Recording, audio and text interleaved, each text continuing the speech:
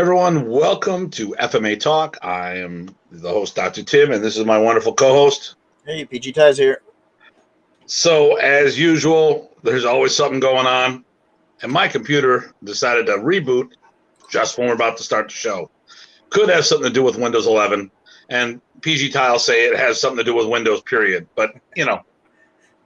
I might be logging off and logging back in. So for some reason, evidently, I won't be using my main screen, my main camera, because I need to get some kind of adapter or driver or whatever if my camera is even compatible with Windows 11. Yay! Love it. Love it, love it, love it. Good times. But, you know, it's a never-ending thing.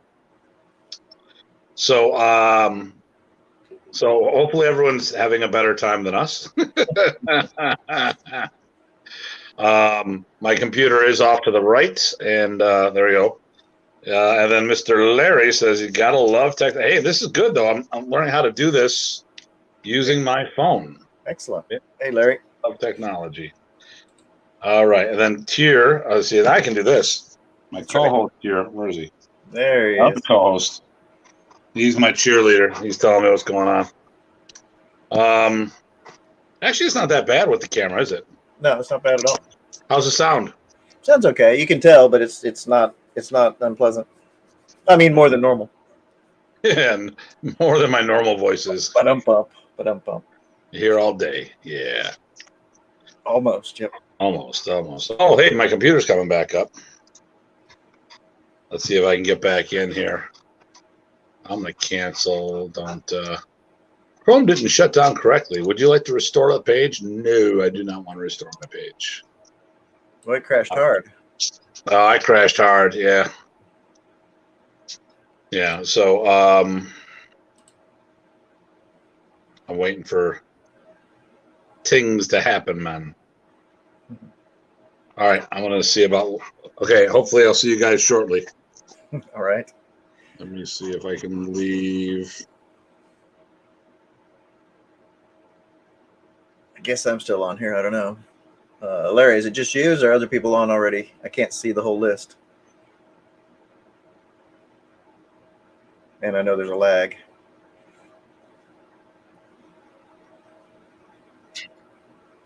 Can you all hear me? Can hear you, can't see you. Well, I think I can fix that. Won't be what I want, but it'll work. Yeah. So of course my screen's in front of me, but my camera's off to the right. Hey. All right. So I don't see anyone else because there's no one else here, just the two of us. Okay. So it's the Ty, Larry, Tim show. Yeah. All right. There's 6 people watching. Oh, okay. They're just quiet. So, listen, today is going to be a fun one, I think, hopefully. We're going to talk about whether you cosplay with your martial arts or you're actually doing practical martial arts. My rant should probably be about technology not working. But listen, everyone, do us a favor. It always helps getting the message out, please. If you haven't already, like the video, subscribe to the channel, and hit that notification button.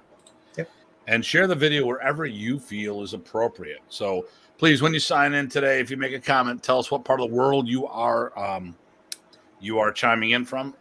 Larry is from Durango, Colorado.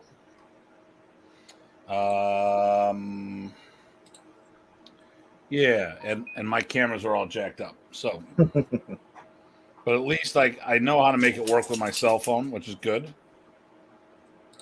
Nope, that worked out fine. I don't know who that is. I believe just it came up to my thread today. I'm going to go ahead and mention it. The remember the Memorial Day training I did for Roel and everybody came down for? That popped up on my thread today. So I guess it's been a year. Oh, nice. Yeah. No, hey, Frank from Long Island is chiming in. Oh, great. Hey, Frank. Frank, love this. Great. Yeah. Will you stop it? Oh my god, he's driving me crazy. Yeah, I get cranky when things don't work right, and then I get crankier as things go on.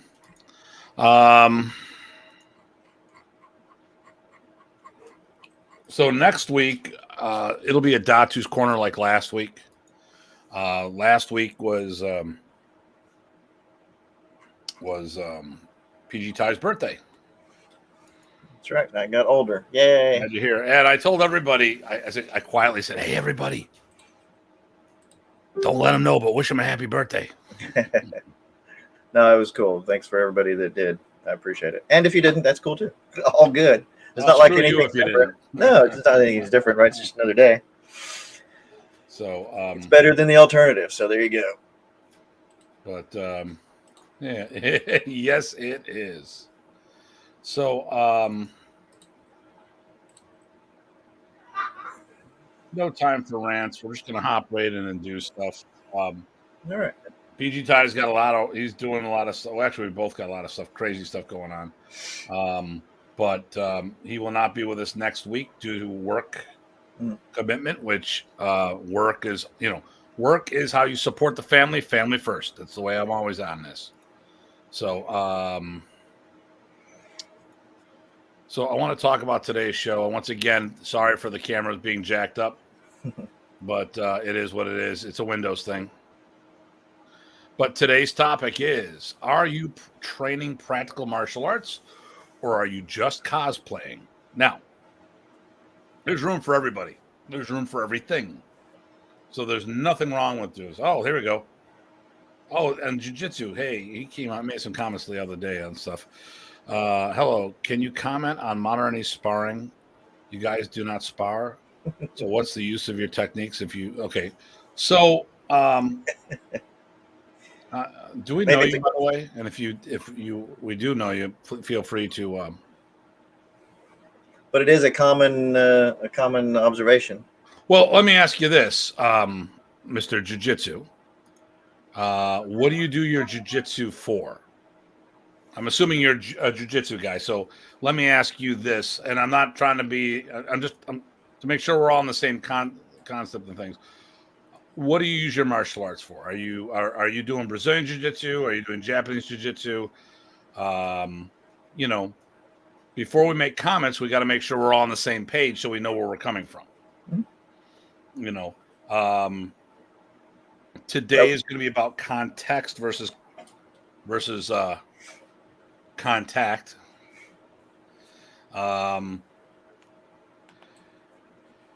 And it's not that Modern Anise doesn't spar. If you look at Remy's book, the rules are in Modern Anise for sparring. Yep. And didn't it's you just that the majority of people who do Modern Anise don't do it as a primary art. So I'm assuming, which I could be wrong, they're sparring in their primary art. They're just not doing weapon sparring in Filipino martial arts. I think that's probably often true, but I know I was just smiling at this because you came from a sparathon this weekend, isn't that right? I had a sparathon. I hosted a sparathon this weekend. Yes, I just thought that was funny. Sorry. So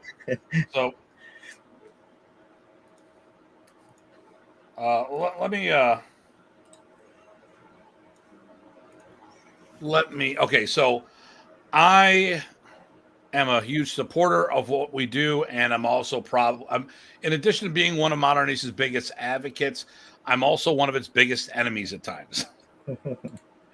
I'm that guy that will call BS on people, and people don't like me when I do that. Hey, SGF or SPG. There you go. Supreme. Oh, great. Or is that the other S that we heard? I don't know. Thanks, Rich. Was he there for that comment? I can't remember which trip that was. Yeah. He may have been there for that one. I think we told him about it for sure, even if he wasn't. They all know about SGM. Yep. Okay. So, so I am one of Modern Ace's, like I said, I'm definitely, I think as a whole, I'm the FMA ambassador. Silly or serious? Oh, okay. Ah, okay. Probably Yeah. silly. Yeah, Yeah. works. I've always been a big advocate of Filipino martial arts. I've always, whenever possible, when it's convenient, I try to give people from other Filipino systems an opportunity to show their stuff as well. And I think we've established a culture in our organization that does the same throughout it. You do the FMA, the fall fling and the spring thing, and you'll have 8 to 10 at a minimum of eight different Filipino systems there. Mm-hmm. We do similar things up here where, I mean, it's a modernist camp, but we have a guest instructor from another system, and I've been doing that for decades. But so I'm definitely pro FMA because this is my core art. But as we talked about in that, if you jiu-jitsu, if you watch that video, you'll understand that, first of all, Remy didn't try to teach people how to be stick fighters. He tried to teach them how to defend themselves. And yes, there is some form of pressure testing, if that's and I don't even like that. We've talked about this before. I don't like the word pressure testing. I don't think it necessarily. I think there could be we had a better word. We should have written it down. We should have, yeah, but something along the lines of challenging what you're doing. Yeah, but but the thing here, like I said, I would say 95% or more of modern Chinese practitioners come from karate and taekwondo and stuff like that. So if they were going to spar, they would spar in their primary art. That being said, whether it be kickboxing, jiu-jitsu, judo, taekwondo, fill in the blanks, as much as that works the attributes, it's not real because it's two people doing things that are not the norm. You wouldn't have 2 taekwondo practitioners fighting in a bar. You wouldn't have 2 jiu-jitsu. The martial artist is less than 1%, but we'll say 1% of the population. So when we do things that are training against another trained opponent,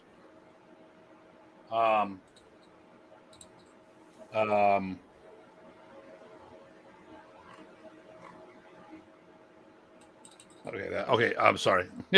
When it comes to training against another opponent, those opponents are probably going to be are most likely going to be untrained. So a lot of times we don't do realistic pressure testing in our studios because it's unreal, which is actually today's topic. So this will actually tie into sparring, I think. Yeah. So we, Ty and I, who are students of Remy Pracis, with a whole subculture, actually spar Arnis style sparring, FMA style sparring. A lot of Remy students didn't because they would karate spar, taekwondo spar, and all the other stuff.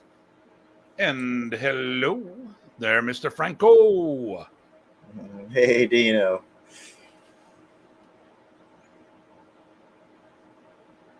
And then thoughts are about situational training versus sparring. Yeah. Yep. So So what do I think about cosplaying versus, what do I mean by it? What are we've talked about this. So right. when you heard, why don't you start the ball rolling on this one? Sure. Only because I had a lot of stuff happen today. No worries.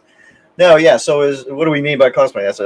That's a good question to start out with. I guess probably let's put a few things on the table, right? Are you something, and we have some people that we know some people that cosplay, and my wife does that.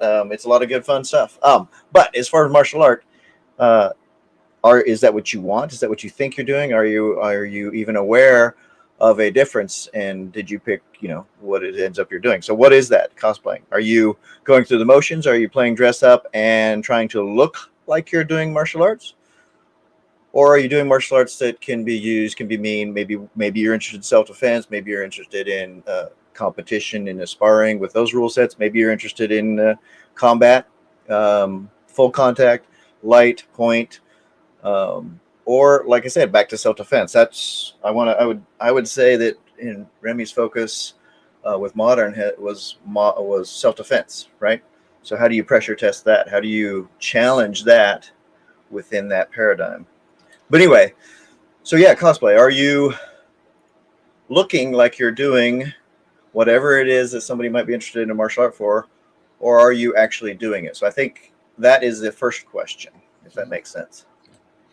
I mean, okay, so let's put it this way. Let's to put it out there. I have done fencing. I have done HEMA. I've done a lot of fencing. Whenever I go down to Ohio, I get the chance to do HEMA, which is historical European martial arts, where we actually spar with steel blades. Now I usually do sabers, but they'll do long swords and all this other. Actually, Dean has done some of that as well. Mm-hmm. You know, you could do kendo. Now I've done shambara, which is a padded version of kendo. Okay. Well, and when we do our padded stick fighting, that's the same thing, you know. And a lot of times when we look at you go to a Filipino martial art tournament. Well, at the end of the day, how often are you going to have people stick dueling versus being in versus fighting in the street with a weapon? You know, when you do sparring in a tournament, whether it be point or even full contact. Let's say you go full contact. There's no problem that there's real contact, but the context is wrong, because who are you going to fight like that? Right. Who's going to come at you with that same strategy? It's usually someone grabs your shirt and punches you in the face. That's Right. not two people touching gloves, go to the corners and come out. It doesn't work that way. Well, along the same line, some people will put some pretty good pressure on, like you said, stick kind of sparring kind of approach, or stick dueling kind of approach. But that's not. You have to realize where the goods and the bads are on that. Again, who are you training for and why? Yeah. Okay. So let's see what Frank says here. Okay. So I guess I'm a Kempo guy. 18 years in the system. Tracy and Parker system. The last 4 years really explored a lot of stick and knife with my instructor. As my instructor learned it, he would teach me. To me, a lot of was non-realistic. I now work with Francisco and Damien, trying to learn and take their. Okay, so if you're talking about weapons, I would go to. Okay, listen. I've taught at Damien's. I've taught at Francisco's. They're great guys. We've been around the world with each other. If you want to do weapon material, you don't do Kempo. You use that as a base for movement, and Kempo's got a great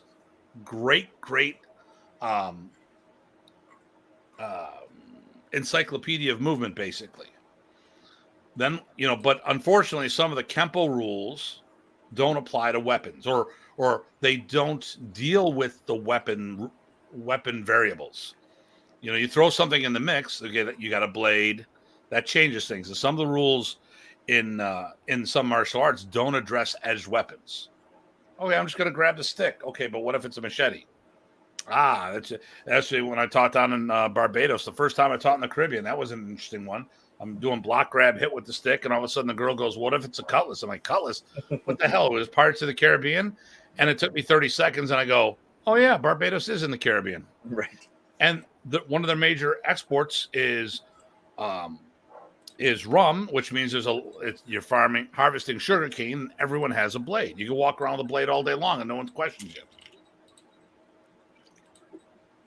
So it depends on where you are, and you know, when it comes to weapon-based training, the Filipino martial arts are second to none. That being said, there's some things that we need to do to take ourselves to the next level. And good evening, Trent. I hope you're doing well. Hey, Trent. So there's a lot of okay, hold on. What is the use of the Año in Modernese? Ty? What is the use of the Año in Modernese? For me, It's an exploration field of movement. So for me, I'm looking at forms in general are a way of exploring optimized movements. How you use them, how you apply them is up to you, but you have to explore that. So they're a starting point. They're a what do you call it? A record, and also something that's nifty to practice on your own if that works for you. As far as in our niece, they're kind of it's not central to what we do. Put it that way. That's my take, anyway. Just you could get away. Okay, you could be all right doing our system without the forms, but it was the method that Professor. Well, I mean, let's call it what it is. Professor put forms in the system to legitimize the art, but after he did that, he used that as an anchor point to teach movement. Yep. And like in everything, it's not about the form; it's about the application. To me, forms are about martial movement, and if it's done right, you start. It's a key of getting us to move better, I think. The nice thing here is before you start freestyling with things like carenza and stuff of that nature, it's okay. Okay, so here's what we did. Forms are just a static drill, in my opinion. Mm-hmm. You know, but like when I do my bondo, the forms can be you could change the directions as you want based on the environment and terrain that you're in, which I thought was really cool. Mm-hmm.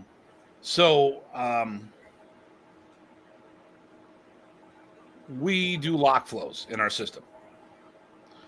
So recently, in the last year, you know, I've been putting together little mini lock flow sets to teach people how to flow, just like doing pad drills. If you do pad drills, it's not about memorizing the pad drill. It's Right. to teach you how to be coached.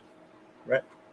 So I should be able to say after you get used to doing like 3 or 4 different lock flows, I should be able to take moves from each of those lock flows. Say, all right, come up with a lock flow that does this, this, this, and this. Feel free to put in as much as you want to make those connections, and you should be able to do something. Mm-hmm. So a form is like my lock flow that first we start with pre-organized movement, and then later you just learn the flow. So before I do the carenzas, I do my forms to get me there. Plus, if you do them right, at least like when we do our forms with the especially with the long swords, it teaches us all about proper footwork. Yes. If you do the forms the way we do in the World Modern Ace Alliance, it's going to show you what happens when it'll show you the pros and cons of. It'll show you why we don't do things the way why we. Actually, why we don't. Like I said, it was a long day. Someone got dinged and cut in class today just before I got here. Oh no. Yeah. It was pretty. It was blood everywhere. Okay, he might need a stitch or two, but Jana sat with him for a while, and at the end of class, he felt that he was okay. But it just threw me off. Anytime someone gets hurt, my mind. Sure. If you do the modern ace forms the way we do them, you'll understand why we move the way we do. If you do Remy put the forms together really quick to help legitimize the system. He never went back to work on them, but he did on the exploration of what the movements could be. But he didn't go back to refine the structure of the delivery system of the form itself. And to me, there was a couple missteps here and there, at least with the weapon forms. Mm-hmm. I think the other things, rules of movement. Yeah, I think the forms forms in general, I think also do serve the purpose as a teaching tool, right? If I give you things that I want you to move right, whether or not you understand why, and we haven't got there, you haven't internalized something, whatever, I can work with how to adjust you and see what's going on. And it's particularly true when you do weapons forms, right? Because you've got a big lever arm and you can really magnify, it really magnifies what you can see and how people move. And so then you can use that to give them the feedback they need. So I think it's also on the other end for the teachers. It's a teaching tool as well, particularly bigger, longer forms, like you said, the two-handed sword, staff, those kinds of things. Now, I think since Remy started traveling the world, he saw different needs based on different environments.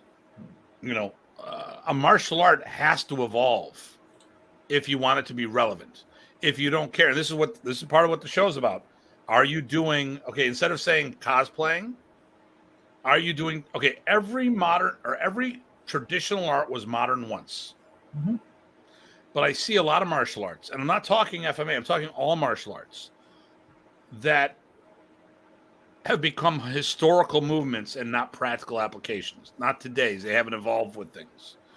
And like Ed Parker, we'll use Master Parker. His people always told me the same stuff. He was constantly evolving the system up until the time he died. But then you watch, he died and it froze. It froze. Mm-hmm. Now I think we've been very good. In modern, it was modern, kept evolving, and our organization evolves the art, but keeps the essence of the art in place.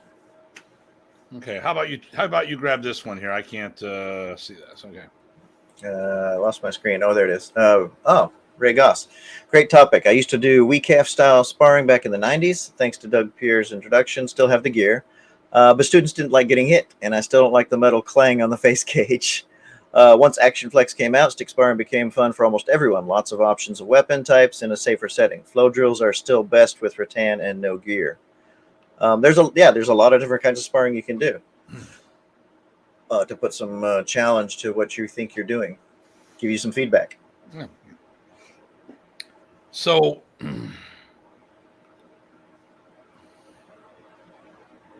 to me, when it comes to martial arts, the tip of my spear has to be self-defense based. And I think a lot of people get confused with real contact with real context.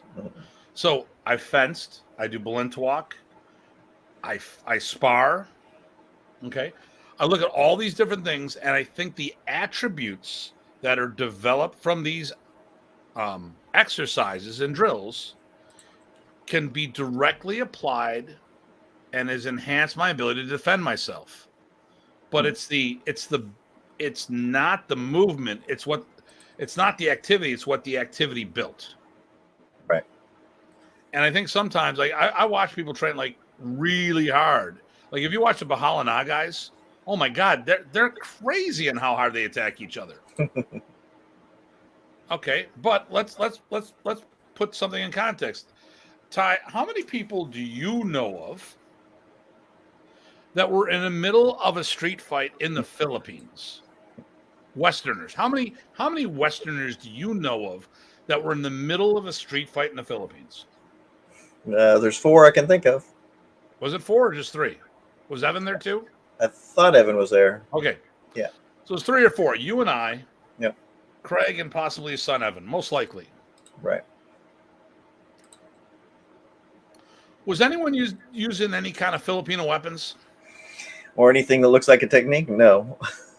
People were going for bricks, 2x4s, stones, whatever they can pick up. Right. Okay, what do we got here? What is your think about Modernist black belt certificate that has an expiration date? Only in the Philippines that I've known. Say that. Wait, am I reading that right? What do you think I think about that's right, yeah. Modernist black belt certificate that has an expiration date?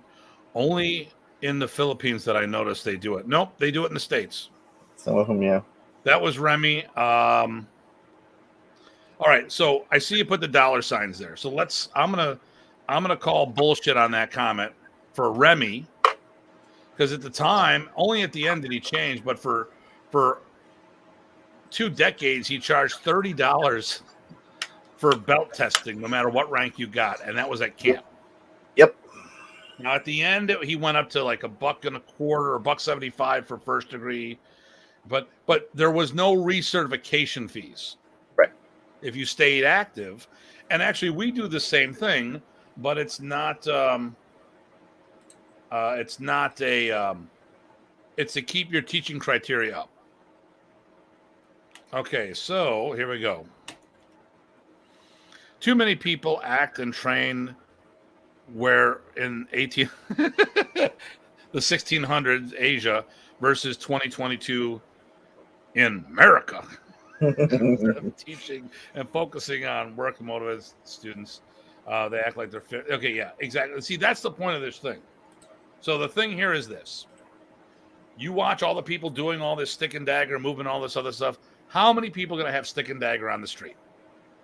Okay. I'm a big advocate of Balintawak. I was one of the senior students under Ted Buat. One of a handful of people that were still training with him just before he had his last stroke.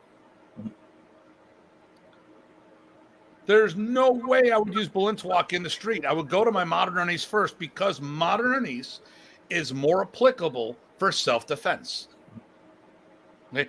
And I'm a person who has witnessed and experienced a lot of violence in the streets firsthand. Like I said, when we were in the Philippines, as far as witnessing it, no one was doing any Filipino martial arts. None whatsoever. Okay, so let's see here. Datu T, are you cross-training for personal reasons or both? Wait. Am I on that one? I don't know. Yeah, I'm not. Can you rewrite that one there, Noah? I'm sorry. My head's not working the way they act like people who dress up in Civil War reenactment. Well, I mean, that was the whole theme of today. Are you a cosplayer LARPer? Right. Live action role play. Although, hey guys, let me out of curiosity, did you like my graphic? Was this cool? I was gonna use someone else, but the other photo I almost used was a Asian schoolgirl with a katana. Well, and you said at the beginning too, right? There's room, it also depends on what people are doing. If you're honest with yourself and that's what you want to do this stuff for, great in a sense, right? You can do that, but be honest, right? Well, listen, okay. If you're doing the groupings of Balintawak, which I do, if I'm doing tappy, which I do, sombrada drill, which I do all these things like that. And then say to people I'm doing real martial arts. Right. That's bullshit. Right. Listen, Craig Mason, one of our PGs, is a dog brother candidate. He just has to do an international event, and they'll probably get his full dog. He fights the dog brothers with modern Ernest. He does well. They love him. He's all good. But he'll be the first to tell you that shit's not going to work in the street. Because it doesn't go down like that. One or two people going to... And then they're using my socks, which are like tonfas, but different. And then they use knife fighting. And when they're using knives, it's these flat training aluminum daggers. Mm-hmm. And they'll stab each other, and they don't acknowledge the fact that they've been stabbed. So the other guy will drop his knife and punch you and choke you out, but the knife didn't count and all this other stuff. I mean, there's a subculture of martial artists out there that talk about real. Brazilian Jiu-Jitsu, real contact, no question about it. Judo, real contact, no question about it. Grappling, boxing, kickboxing, Muay Thai, no problem. But that's not real context, because when you start tying me up in the street, baby, that's what you're going to get. Okay? Well, no, actually, you're not going to get that, because I don't pull this out if I'm in a hand-to-hand encounter. But the thing here is, other people do. Mm-hmm. Are you training for this? So, and I'm not trying to sound like a virtual badass.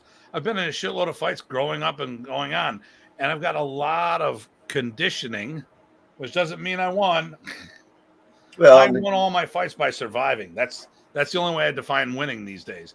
It's not about kicking whose ass, because it doesn't really work that way. Right. Well, I think other thing people forget is that there's fights that people want to, think about doing in the real world. Real world, right? Most fights are not at all fair. The whole point about why do sucker punches work? Because they work. How are you going to train against that? So it's all about observation, placing yourself in the right key places. There's a lot of self-defense aspects that are different than what some of these people talk about. Here we go. There you go. I'm not quoting them. There you go. Everything's BS. That's right. Somebody right, posted something about the pre. Same idea with a lot of Kempo I study. We teach the standard defense for the dojo punch, where where there is no follow-up. We help the students understand these, and we will never use them in real. Here's the thing too: is there's nothing wrong with doing a study of movement, position recognition, attribute building. Targeting.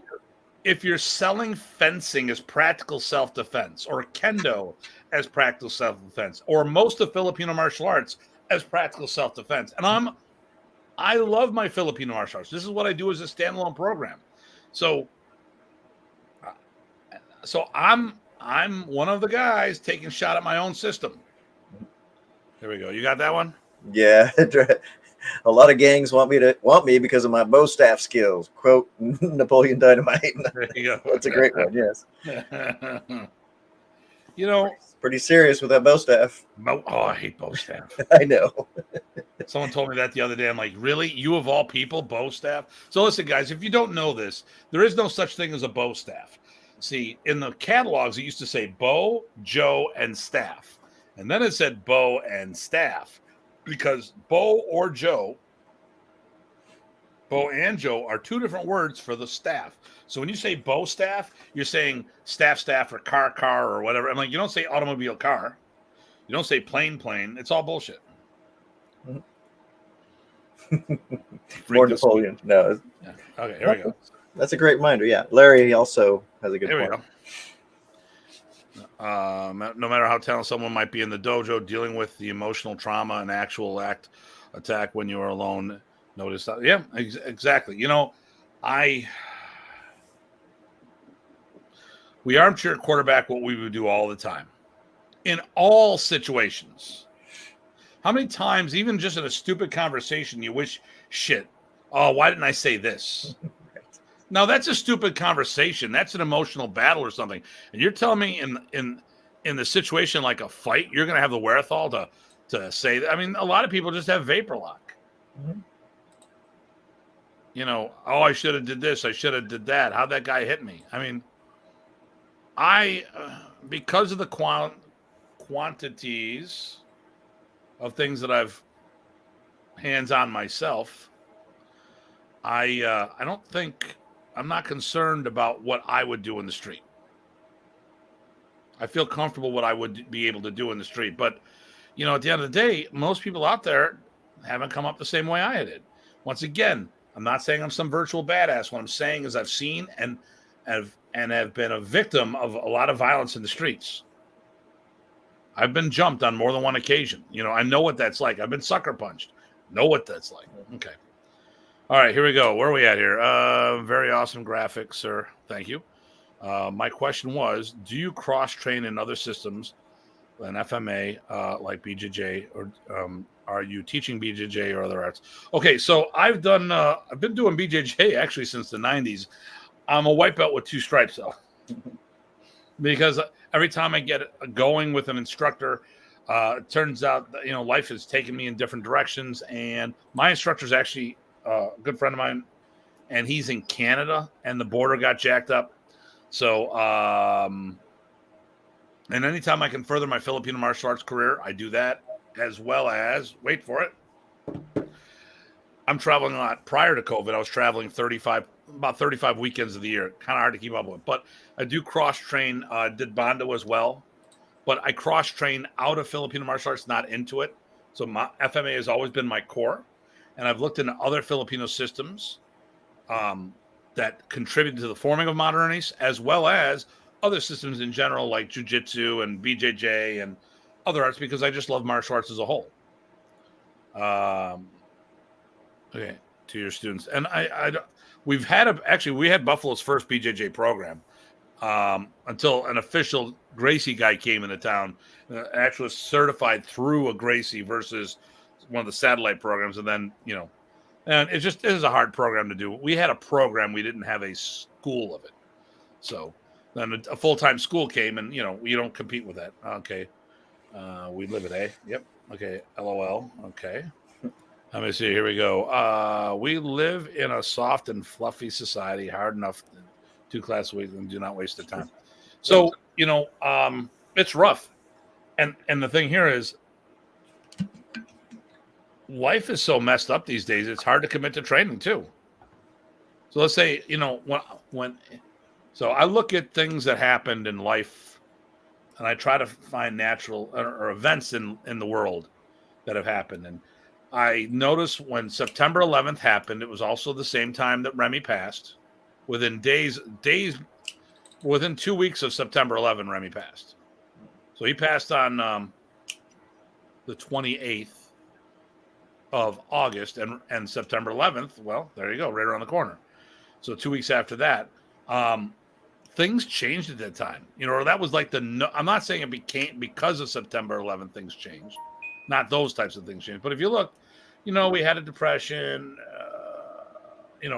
There was a recession, and people started getting more double income families, and and people that like the club I had, everyone was in their 20s and they started getting 30s, married with children, and things started changing. And at that time, the paradigm started moving towards more kids than anything else. Mm-hmm. Well, I think what happens is the reality is why do McDojos work? Because at some sense, that's what people want, right? So as long as the honesty is out there, if you know what you're getting into, like say you're doing cardio kickboxing, right? People do that, and sometimes they're misled and think they can defend themselves when really all they're doing is exercise. Okay, here we go, Noah. Mm-hmm. What do you say? Or not Noah, Dragon. Oh, okay. I saw an ad on Craigslist. I thought it was Bondo, like for the car. I'm assuming. Yeah. When I got there, it was a bondage class. Glad I had a coupon. Yes. I didn't see that one. Nice. Thank you. Yeah. There's Bondo, Bando, is a Burmese martial art. I do that as well. So I don't really teach that per se, but Dr. G, who is my mentor, actually everything we do in Arnis, we're already doing in Bondo. But I mean, like one of the things I do in my classes recently, I started using axe handles in the class. We use heavier sticks. Actually, it was Dr. G came up. He did a seminar. He did 2 seminars with Remy. And the first one he did with Remy, and I hosted both of them. He had these conduit tubes, like PVC tube with the gray conduit, put foam around it, and he'd swing down hard and you'd block with the stick. Well, we had like 3/4 of an inch stick and almost broke our wrists. So then we had to change and reinforce our grip, which made a huge difference, but wasn't enough. Right. At that point on, we started getting inch and 1/4 inch diameter sticks. Because like, okay, this little stuff is not. Because the thing here is this was a piece of conduit. What would a baseball bat would have done to us? These are the things that people I have a problem with. They do all these fluoretes and all this other stuff, but they don't know anything about, we have these cosplay ideas that you're going to stop a 2x4 with a little hunk of rattan with an unbraced block. I go, you obviously haven't had someone from South Buffalo swing a stick at your head. And just the physics doesn't even matter for that too, right? We were talking about the low line strikes. They just pass through regardless, right? Even if you had something heavy to strike, they're going through. End of story. Yep. There we go. Bugai Datu T. We all know the Precious Brothers. Why Jim Roberto is not famous like his brothers, his system. And they got on underneath the model. He was always behind the stage. So,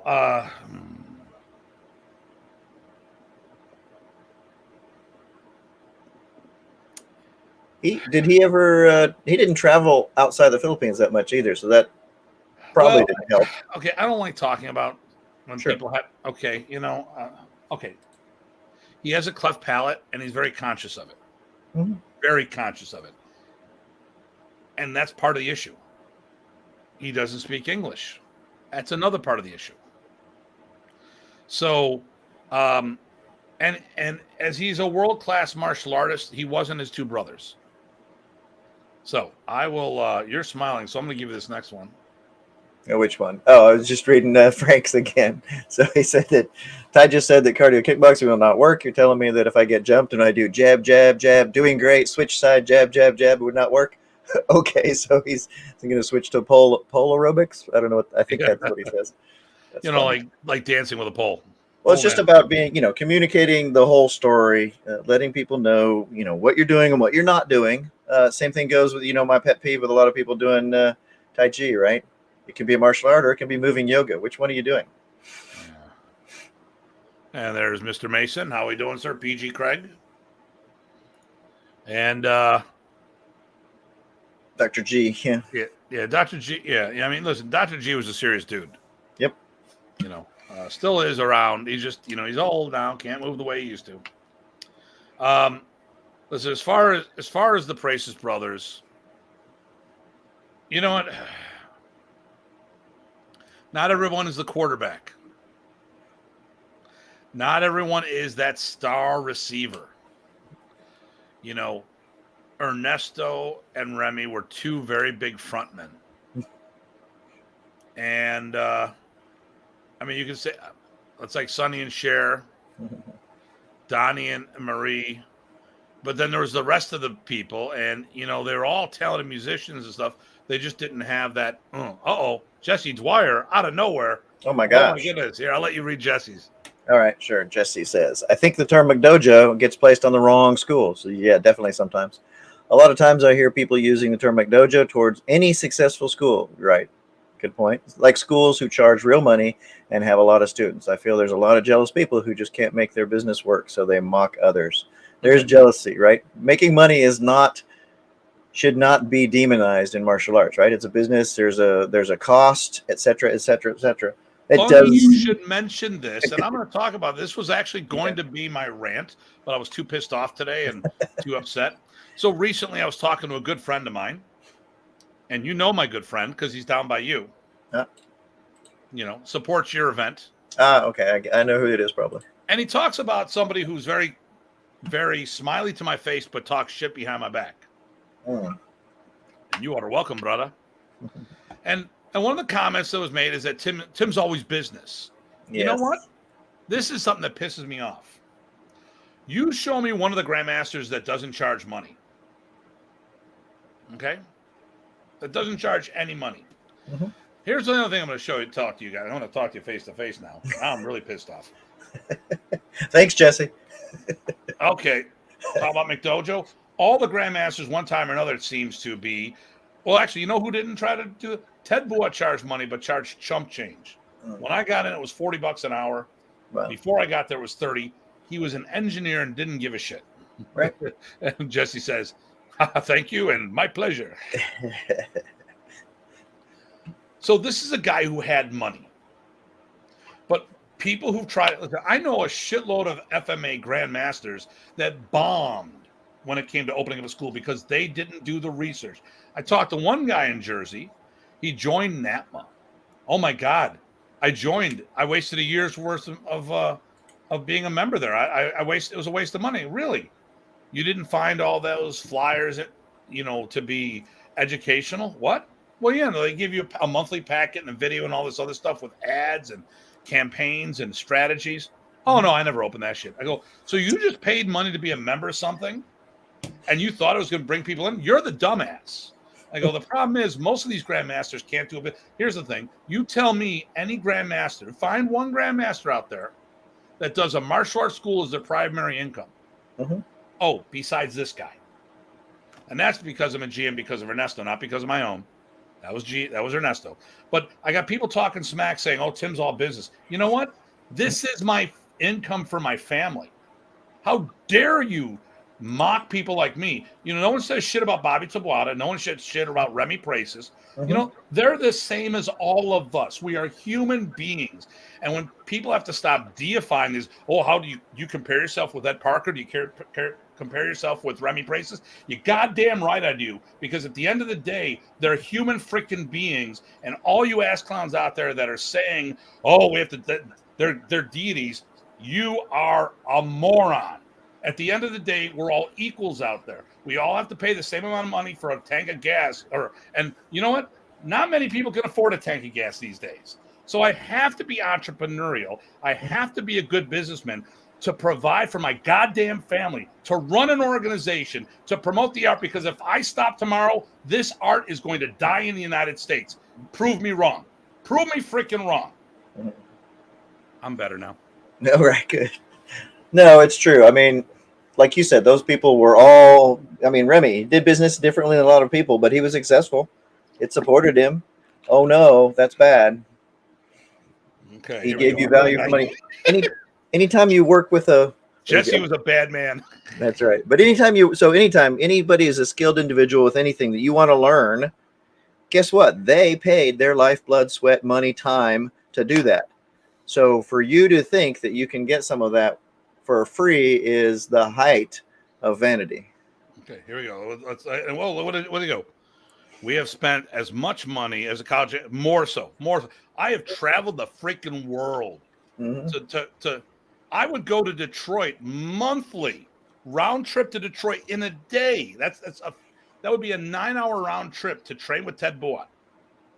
The time in there alone. Okay, let me go back to a couple ago. Let's see. I have made friends after 5 years of owning a school. I'd rather make money with a job, not Eagles.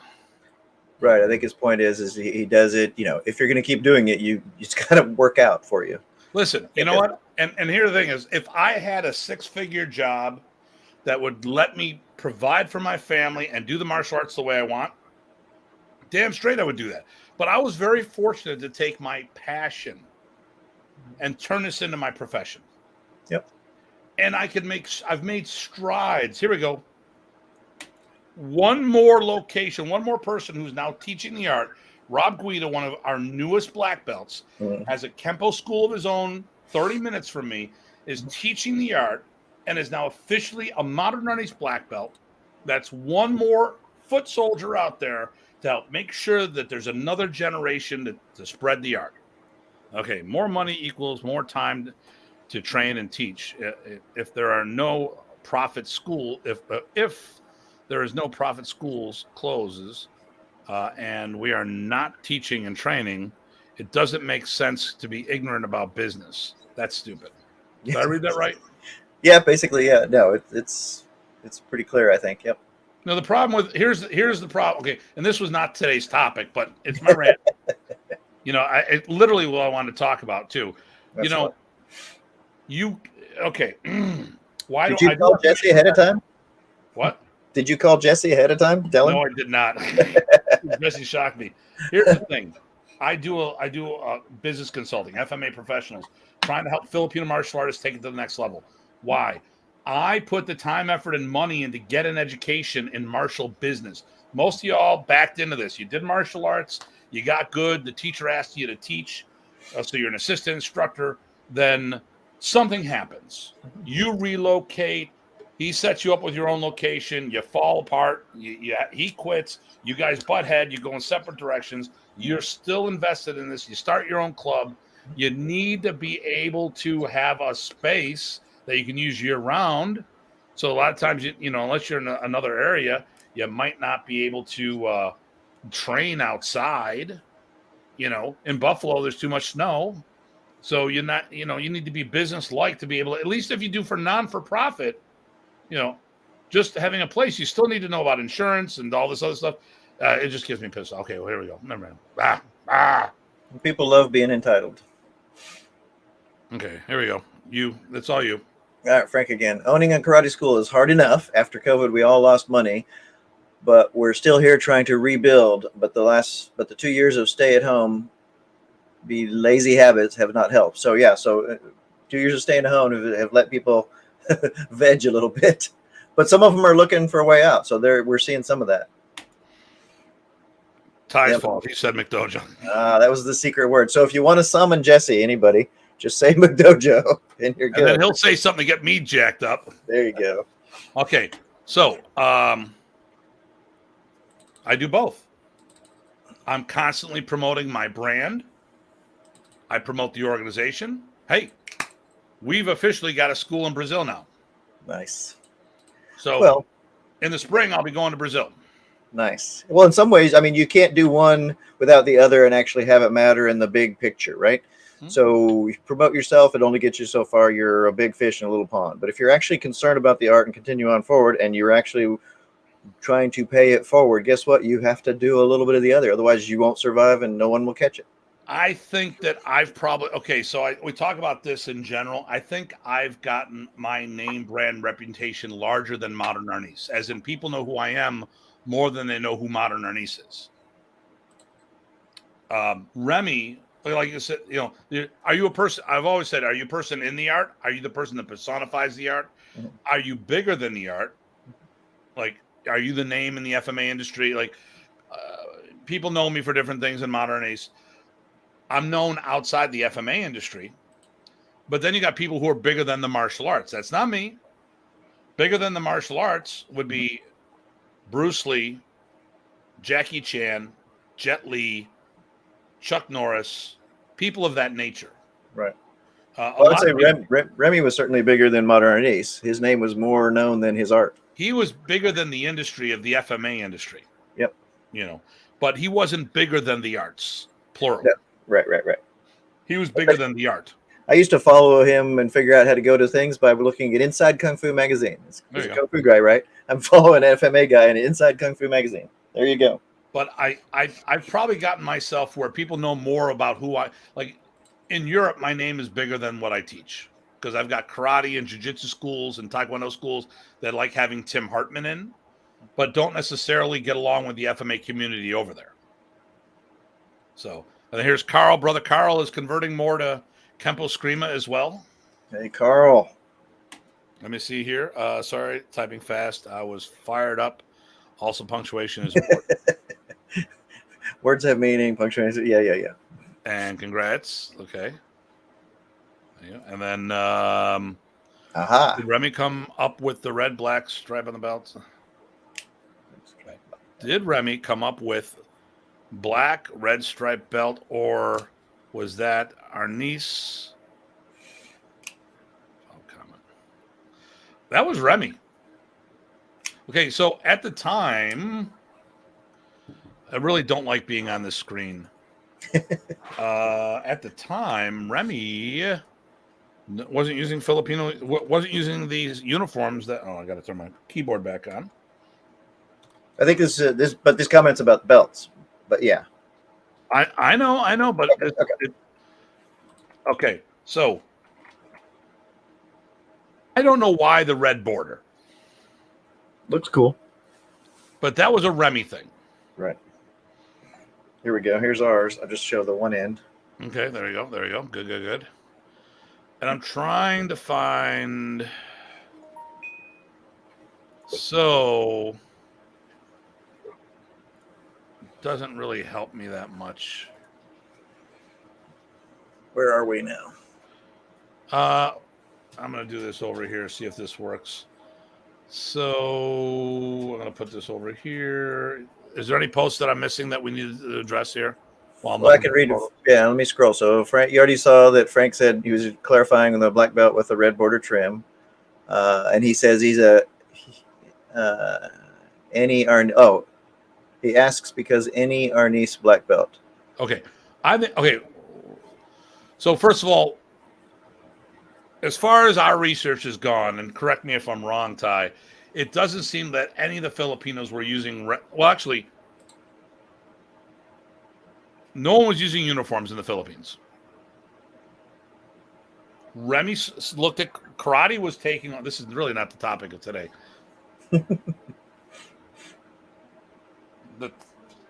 We looked at what. Okay, Arnis was dying in the Philippines. Yeah. Okay. And Remy looked at that and said, "Okay, what do we need to do? Why is karate so popular and not Filipino martial arts?"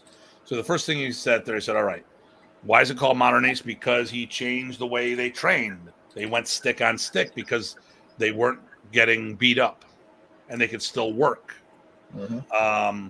He said, "What else does karate have that we don't?" Oh, it said katas. So Remy put the katas in there. What else do they have? A uniform and belting system, and he incorporated that. But what they had was more t-shirt based. Mm-hmm. And I'm trying to find pictures. The original Modern Ace uniform was almost like a nightshirt. Yeah, it's like a Henley. It's a Henley type t-shirt. Yeah. And I'm trying to Friends of Celebrities, Price's Brothers, Remy. What we know today as the Filipino uniform was an American sport karate uniform. It was not. Here we go. Because these are excerpts from. Oh no, is that Anchon? No, hold on.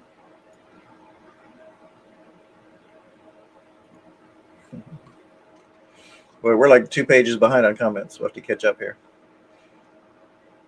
Well, here's some old photos. It's not Remy, but it's one of the family members.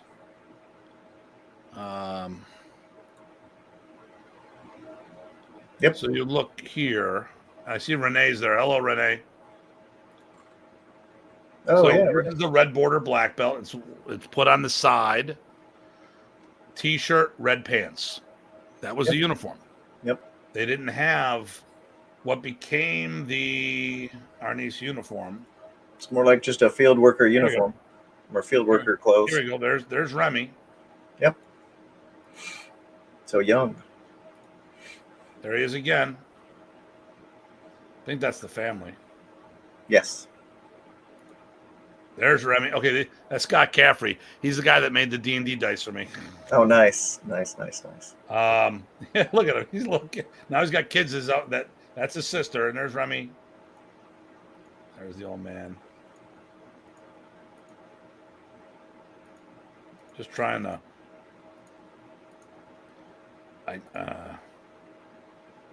Okay, here we go. This is one last one.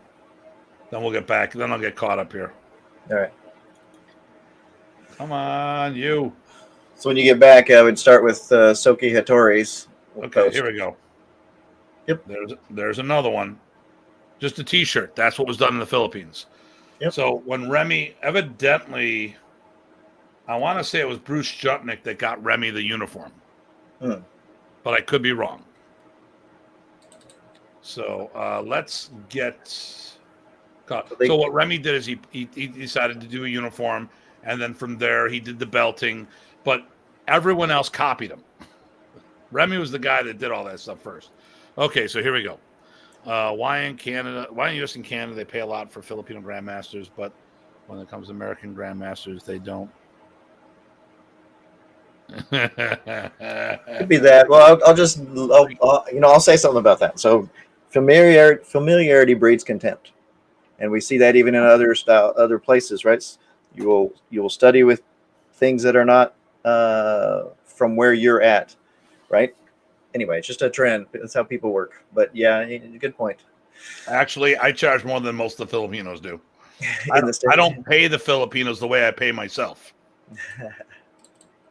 Well, no, because most of the time they can't teach as good as us. Because for Americans, we're used to a teaching system. Listen. You know who Remy Praces did an awesome seminar with structure. Mm-hmm. Bobby Tabuada does a very structured seminar. Mm-hmm. And when he's done stuff with us, he's gone above and beyond. Yeah. We've had some of the best seminars from him that we've seen. Yeah. He shares pretty open. But a lot of the other guys, it's very chaotic. There's no structure what they're doing. And one of the things that we've talked about this in the FMA industry. I have no. Yeah, let's not go down that path. Let's just do it. So the next few are Frank talking about clarifying his points about the belt. But I think his point out is that his question was based on the fact that because of that, or since that time, Remy introducing that belt, it seems like he sees that kind of belt for all FMAs that are using black belts, and he's wondering, what the deal is there. I hope modern age will grow. I hope it will too, my friend. I hope it will. There you go. And there's Renee. Yo. Hey, Renee. Happy belated birthday. Thank you, sir. Yeah, listen. Remy showed the FMA, the Filipinos, you could make money teaching Filipino martial art. When we go over there. Yeah. That's the real connection. We see a bunch of copies of Remy over there, not clones, copies. Mm-hmm. The uniforms are the similar uniforms that Remy have here, but they're different color schemes. The belts all have the border on them, but they're different color schemes. So, except for Ernesto's red, white, and blue belt, that's pretty cool. Yeah, I don't know if it's cool, but I got one. Yeah, it's cool because I'm one. Yeah, here we go. He brought the belts in, and now the black belts. Only black belt I see in our niece's organization. Right. Number 3. Yeah. Okay, Jesse. Yeah, he's already gone. Shout out the kids. Yeah. Totally dropped by. There you go. My keyboard messed up. Sorry, no problem. 82 Chuck Norris wore a uniform for Century pants. Yep, that's it. Fly. Yep, that's the one with the lace-up fly. The one. Yep. Remy loved that one for some reason. And those and Century wasn't the first one to do it. There's other companies that had that uniform. That was the trend back in the late 70s. Yep. And if you look, when Remy came over, it was in the 70s. Remy had, hey, Sam. Hey, Peachy Sam. You look at the Black Belt magazine, up until the time he was given one of those uniforms, he was always wearing the white shirt. Then he was given those uniforms, then everyone went nuts, and they that became it. Because it really that was one of the things he noticed, the value of a set uniform so people can identify and feel part of something. And if it's unique enough, then boom, you got an in with people.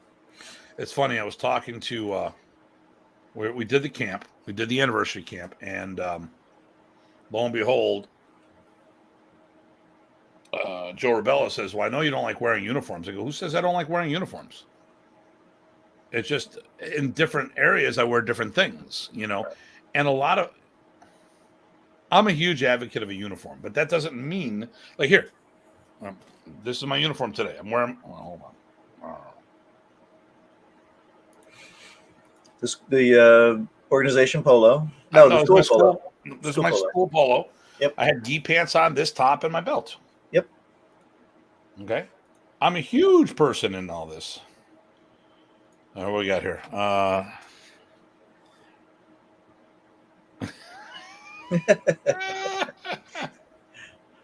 There are some that have done somewhat like that. SGM. Yep. SGM. Okay, let me do this here.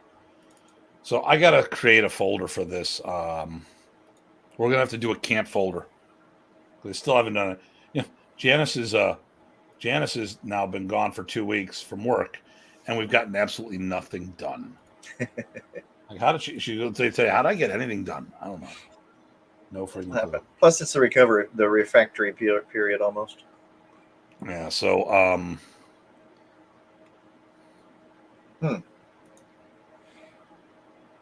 Dose Pires group in the late 70s and 80s looks baggy bottom. Love it. And I don't remember seeing that. Oh, is that the big, the loopy, almost shorts looking things? Maybe it was the Bruce Lee pants. Could be. The hammer pants. Can't touch it. I had the hammer pants with my first Kung Fu school. All right, let me see here.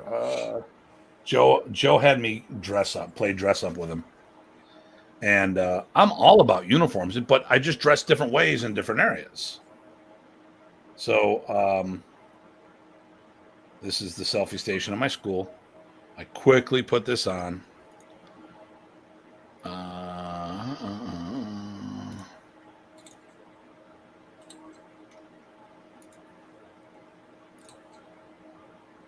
Yep. I'm all about the uniform. See, and there's the red, white, and blue thing. There's my red, white, and blue belt. I got to get a Kitaro version of that. Yeah. So in combatant, see, in modern, there was no red. Okay. So this became a topic. So let's talk about this real quick with the uniforms. In combatant, this uniform, Joe bought his off of eBay. He had no clue of anything when I say this. This is for 8th degree and higher. If it had blue and red stripe, it's for 5th degree and higher. And I think black with the red stripe is just for black belts. The DAV does a requirement, but that's the DAV. That is not Modernist. We went away from the Modernist uniform because Century stopped making them. You can have them made. Yes. Yes to the MC Hammer pants. We can have them made, but even my cost alone for a top is $45. That's my cost. You can't do a whole school of uniforms when the uniform costs you. When the jacket alone, I mean, the whole uniform would cost me $90. And what would I charge the students? There's no way in hell they would do that. But I can get a black traditional karate gi with our logo on the back and sell it to them for $40. They're durable, they're inexpensive, And they're easy to replace pieces where the FMA uniform, you have to buy the whole thing. And the tops and the bottoms don't all match. And we've had where they're misdone and all this other stuff. Yep. So when Century stopped manufacturing them, I went to a karate uniform. I asked Remy, what are we going to do? I do not know.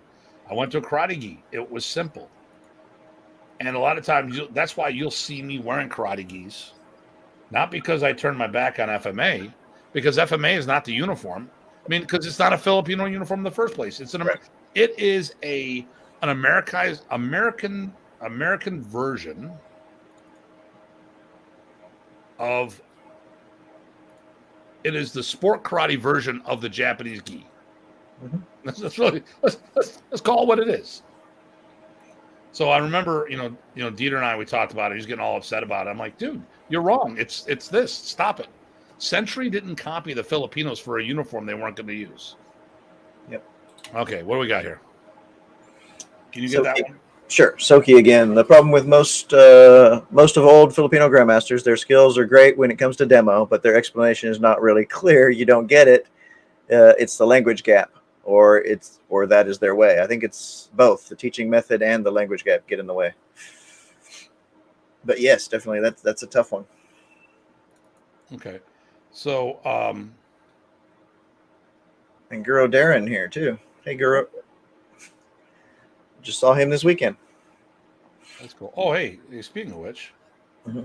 I'm gonna give you a blast from the past here.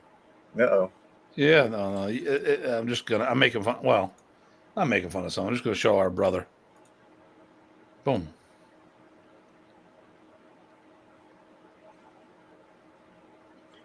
There's Renee on the right.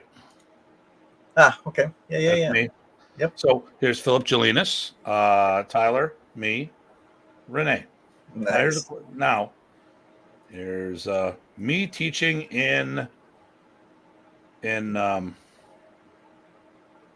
Denmark at the Taekwondo Easter camp. Here's my question. How does that jacket make me any less of a martial artist? Mm-hmm. Oh, here's when I got my Datu ship. Mm-hmm. Okay. That's the 2000 Michigan Summer Camp. Kevin Black, which was it was Remy's last attorney. Paul O'Grady, he wrote an article for Black Belt, Modernizing Next Generation. Primo became a cage fighter with us. Mike Malazzo and myself. All modernized Black Belt. That's from the Philippines. Yeah, hold on. You got to be careful when you're scrolling through those old pictures. Yeah, that's okay. So, but when I go through this stuff, here's me teaching in. Oh, button's not fast enough. So the uniforms are almost functional, right? We show up at places and we have the same things on, and it's the same thing as a uniform essentially.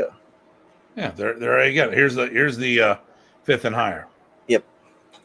But how's this any less of a martial artist there?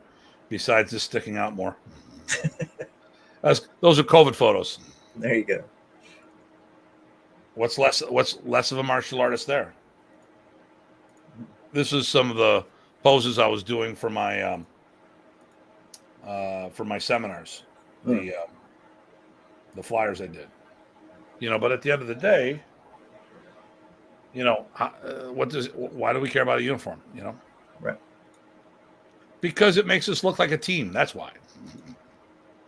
And it's important. And Darren says, hello, good evening, and last question. It's funny she'd ask this one. So we actually had a camp set up. Yep. And it's not America House. America House. America House. So we had a camp plan where we were going to teach. And we would bring some of the Filipinos in as guest instructors, but this was a World Modernist Alliance camp happening in the Philippines. Yep. And the primary instructors were PG Ty and myself and others. So, yeah, there was an America camp. We didn't call it that. Because we were also going to have some Europeans teach there as well. Yep. Or one in particular. I've taught seminars in the Philippines. When we did the We did a tsunami fundraiser there. That's how I met a bunch of the guys there. And they had me teach. I actually have footage. Actually, if you go to my YouTube channel, the Datu Tim, you'll actually see me teaching. And the cool thing is, like, I did the cross arm lock set and doing this, that, and the other thing. And when people were taking a break for lunch, you know whose material they were practicing? That. Yeah. And this was, and I've taught at the FMA festival as well, but, you know, we were there in the Philippines and we were asked to teach. We didn't go and pay to go teach somewhere. And that's the thing is, like, with the FMA festival, they don't hire me to teach. So I only go there if I'm there and it works out. I mean, when I taught there, I didn't go there for the festival. We went to be in the Philippines. And I taught there because we happened to be there at the same time. I wasn't going to make a special trip for that because that's not what I do. Oh, I don't know if I can.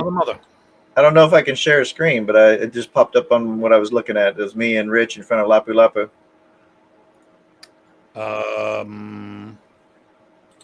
I don't know how to do that. Oh, I can press share. You want me to try? Yeah, try it.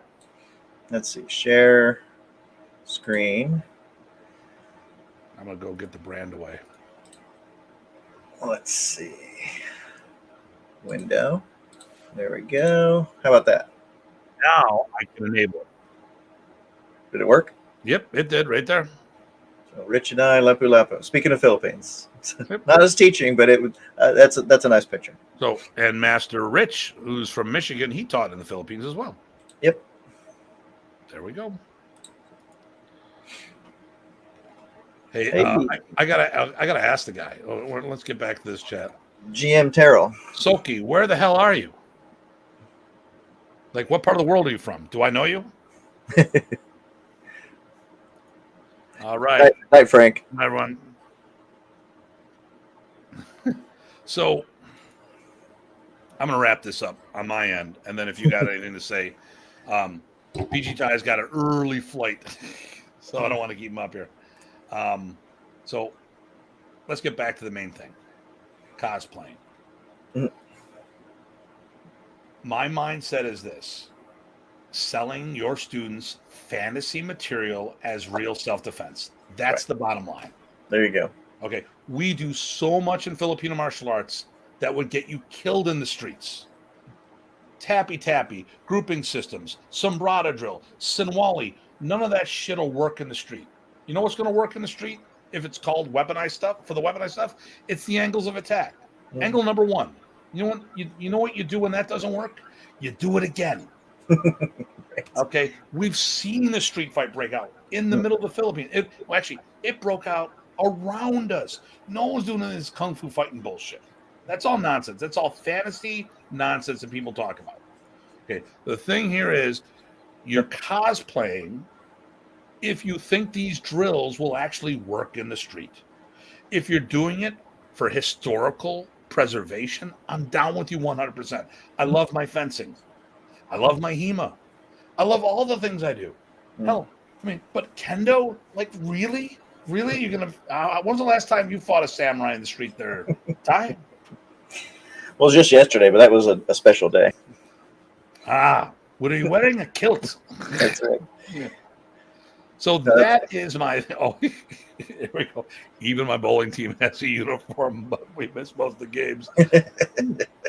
Unless they were bumper. We asked who Frank was before, but now I can't remember. Oh, I am from Lynetta Park. Okay. Oh, okay, great. So we may have seen you there. So that's right. We've been there. Listen, and actually, modern Chinese people do spar. Yep. I mean, Riddell the Guck spars. These people. But the thing here is, the reason why I did that video is that most modern Chinese people in the States don't do modern Chinese as their primary art, so they don't. Since it's not their primary art, they wouldn't spar in that context. There we go. LOL. Tim will be mad that you're telling Tim. Some will be mad that you're telling the truth.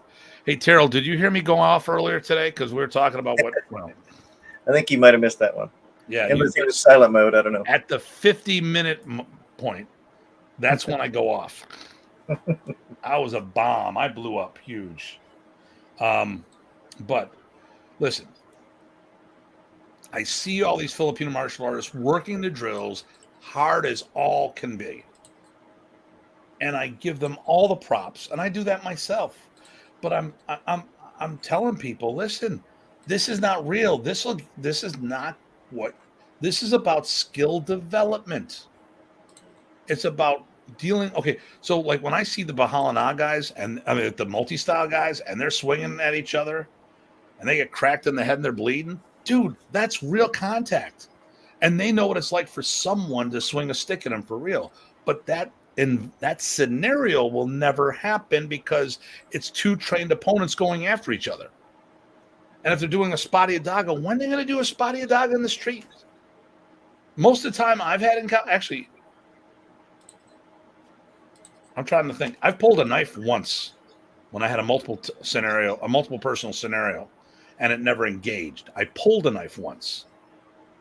Okay, I've been cut a couple times, but I didn't have weapons when I was fighting, except for that one. And I didn't fight. I just pulled the knife out, and people backed away because, there's like 4 or 5 of them. Guy had a hockey stick. I said, screw this shit. Pulled the knife out, and all of a sudden they decided to back away. I'm like, okay.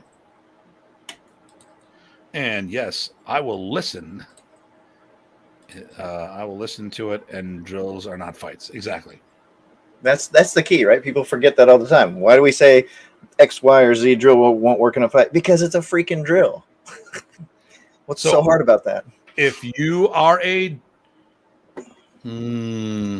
you're a drill geek, and you think these drills are going to save your life, and you're going to do tapping. Okay, I won't talk about the other arts. I'll talk about modern right now. Okay, because I talked about Balintwalk, which is another art I do. I've been doing it over 2 decades. So let's talk about modern. If you think tappy is going to save your life, you're clueless. If you think 6-count drill is going to save your life, you're clueless. Now, doing those drills may build up life-saving attributes and skills. Right. But you got to take those attributes and skills and apply them to the appropriate tactics.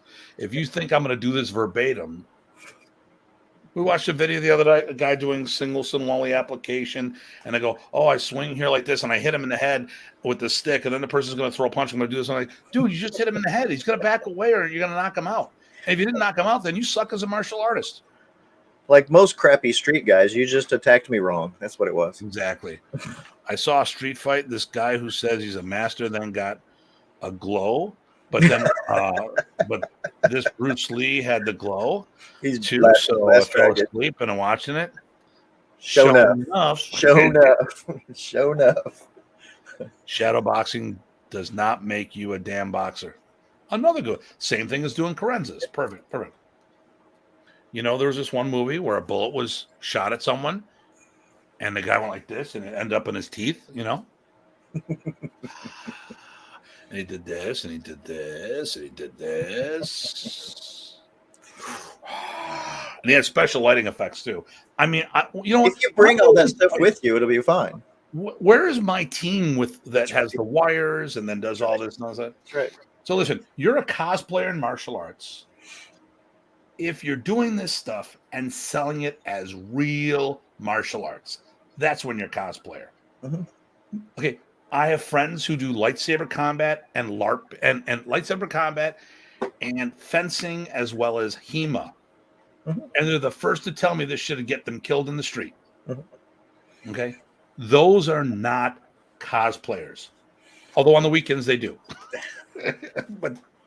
but they're honest with what they're doing. Yeah. Okay. If you're going to go tell people that this is real bullshit, and listen, we have a responsibility to our students to be honest with them so they don't get themselves into trouble. So we don't sell them a bill of goods. You'll be able to protect yourself with this shit, and it's doing tappy. And wrong answer. I'm very protective of my students, and to be protective of my students, that means I have to be honest with them, and I can't lie to them. And selling them groupings, tappy, sombrada drill, trappy hands, decadina, hoobud, pushing hands, and all this other stuff in there as real combat is just going to get them killed. Yep. But if I tell them this is the first thing I say is, guys, drills build skills. And now we take these skills and apply it to the appropriate material. That's what our study of movement and position recognition. All good shit. Okay, so let's see what we got here. Some people train for 15 years, and Roscoe did 8 years in prison. My money's on the guy who's been in lockup. Yep. Good chance. Well, it depends if it's a country club or if he went into the country club prison versus the real one. Okay, I'm watching you, Datu. You said drills or tappy is not gonna help. Why learn in the first place? Is that what I said? Didn't say it wasn't going to help. It says if you do it step by step, it's not going to work in a fight. That's true. You didn't hear what I said. Yep. I said drills build skills. What I said was, if you rely on the drill only, it's not going to work.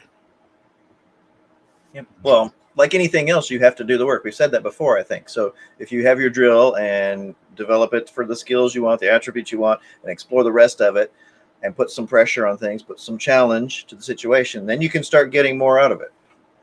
Oh, actually, maybe I read that wrong. I'm watching you, Datu Kama. You said it. Oh, no, actually, no. Okay, yeah, no, I read it. Okay. Yeah, I think so. No, I read it right. Okay, so at the end of the day, all these, you have to build physical attributes. Okay, we have to be martially fit one way or another. There's that too. People always forget that one. So doing trapping hands decadina really fast is about building hand speed. And flow and sensitivity and coordination. Blah, blah, blah. Yeah. Blah, blah. Sinwalis, same thing plus distancing. And you're doing resistance training as you're hitting your stick. So you understand what it feels to hit something. Right. Here we go. You know what the problem is when you do katas all day long? You're not hitting shit. Right. Now, if you're hitting stuff and then doing katas, you got a much better context there. Okay. So once again, I'm all for drills. I do a whole bunch of drills. But I don't go for the drills and saying that they're going to save me. It's the attributes that they build. Okay, so let's go to the next one here. Shadow boxing. That's why I've been punched in the face. I do shadow puppets. Oh, you know what? That's, here. Try this one. And then that one. Yeah, there we got that one. Okay, good. There we go. So actually, I was going to say, I think everything that we do in martial arts training is a piece of the puzzle. Everything's a proxy to get us towards real context. We have to do all of it. We have to do the work, and we have to do it in good faith and honest with ourselves, and then we will get the most out of it. But it still won't be the same as if we did real context every day. I can't do that because I work for a living, right? You can't do that. So I do the pieces I can, and I try to be honest. Yeah. And Chris Davison, who's here, he was sparring with Craig yesterday. I've trained jumping round kicks in the dojang for years. I would never attempt one in real fight, especially against PG Mason. Hell, I'd never do any of that shit to Chris. I mean, listen, right. If I'm in the ring playing the game, I've done things to work, and I've made the hop away spin back kick work because the person wasn't trying to hurt me. There was playing by a set of rules. Yep. Practical. Exactly. Now I look at point karate fighters. Most of the shit they do would get them in trouble on the street. If they stick to the basics, the punch kick, they're fine. But then they'll do some behind guys are doing this weird stuff and rolling and jumping and flipping and dipping and go, But if you take all those physical attributes and apply them to more realistic tactics in the street, oh my God, it's amazing. Just like if you take street combatives and put it in the ring, a lot of times that would get you kicked out. It's a funny thing called rules. Well, then the sport isn't real. Of course it's not. It's called a sport. And it's pushing the envelope while still keeping the fighters somewhat safe. It's another proxy tool. Sorry. The UFC started off as no holds barred. And it got outlawed. Then they put weight divisions in. They put rules in that make sense to protect the fighters. And now look at where they are today. MMA is huge in the world. Don't know what my topic's going to be next week, but I know it's going to be without this guy because this guy is going to be flying around out of town for work. Yep. So, so once again, as far as I'm concerned, it's all good. Sorry, I had to laugh at Dragon Franks. Marshall fit with an I I misspell. most spell it with an A. Marshall Fat. Stop. I like this guy. I like this Yep. guy a lot.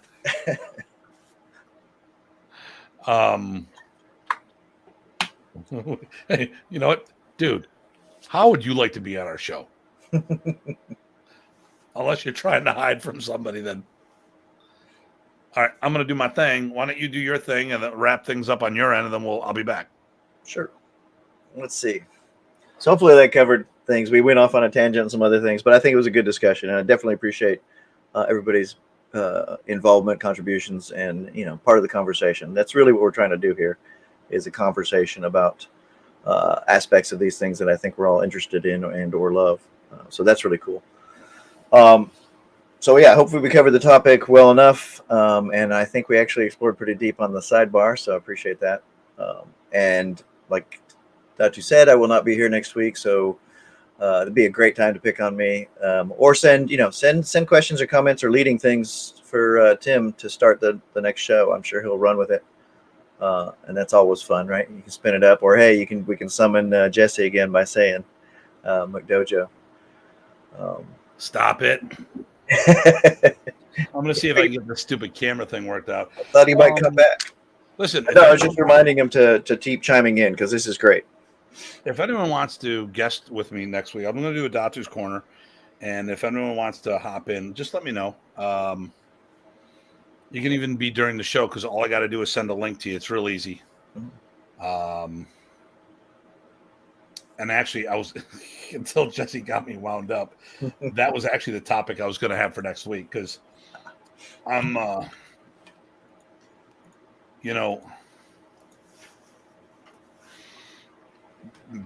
making money. Okay, when it comes to that McDojo thing, just because you're successful doesn't mean shit. You can be successful and be and take money and do good things. Yep. I've also seen people who are, I can see people who are McDojo but aren't selling money because their standards are terrible. Hold on. So, grab the wrist, walk away, grab the wrist, walk away, grab the wrist, walk away. Not that wrist, the other wrist. Name that quote. It sounds like Jim Carrey from In Living Color. Right. Like most beginners, you attack me wrong. I can back up. Okay, hey Rich, if you want in, let's have you on the show next week, brother. That'd be cool. Yeah. I might watch that one. We could talk about Ty. There you go. That'd be a waste of a show. Yeah. So this weekend I did this single stick program that will work pretty good. I'm going to talk to you for a couple of minutes after the show, but I'm going to sign off. I'm going to call you on the phone downstairs so I don't keep Janice awake. All right. But I'll keep it really short. Listen, guys, this is always a pleasure to have my brother here. And we get to talk stuff. And you guys are actually listening, which I have no clue why. Exactly. I have no clue why. I really... Okay, wait a minute. Okay, here we go. So basically, your argument is cosplay equals McDojo? No. Cosplay is fantasy martial artist. Some McDojos do that. Yes, not all McDojos do that. Right. No. Fantasy martial arts, saying, I'm trying to think, like sport karate. Okay, like tournament fighter means you're going to be badass in the street, and tournament fighter, which could be someone that could hold his own in the street, isn't dealing with 2x4s, axe handles, shovels, knives, bottles, stuff of that nature. Knock you out with my key? Yeah, it's more like that. Yeah, that's. I can knock you out with my key, but I have to touch you to do it. Yeah. Yeah, well, you mean my car key? Sure. That too. Yeah. I got a big ass. We got a big ass keychain on it. So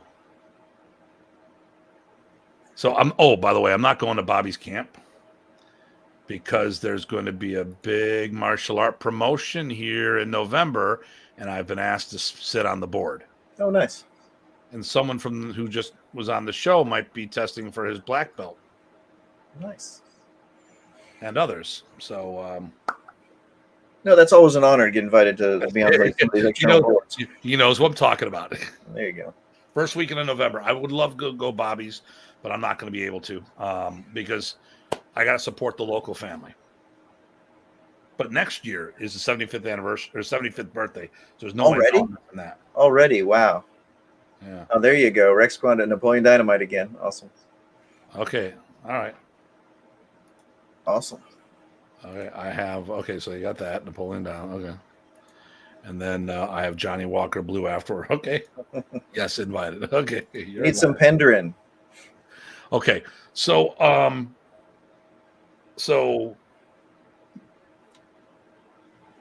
McDojo has nothing necessary.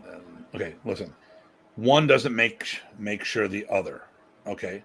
So McDojo doesn't necessarily mean fantasy martial artist. You just might McDojo could be low standards, which could still be good material, but it's just phoning it in, doing the job.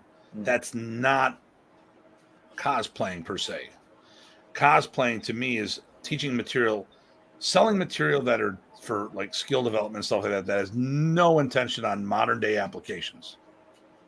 You know, and no way to get there. No way to get there. I'm going to teach you this fencing style that will save your life, sir. What? I don't have a rapier. Oh, no. You'll always have your rapier. No, I know something you do not. I am left-handed. Yeah, there you go. I will Sinwall you to death. There you go. They stand there, sure. That just means slap happy stuff. So, cosplay is people who want to be the Amish of the martial arts. Dude, you need to be on our show. If I didn't know about it, I'd say this was Renee. It does sound like him sometimes. Like Renee. I'm gonna have to look this clown up on YouTube. I am here fighting stupidity, obesity where I live. Oh my gosh! Oh, dude, you gotta come on the show. Oh, and there's our favorite Panay, Maganda Umaga. Yeah, how you doing, Billy? Kumusta? All right, I'm good.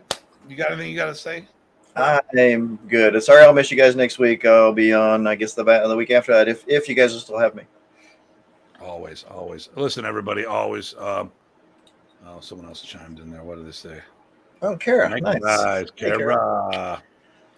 All right, listeners, everybody, please stay safe and stay sane. Oh, I got to take that off. This is Dr. Tim.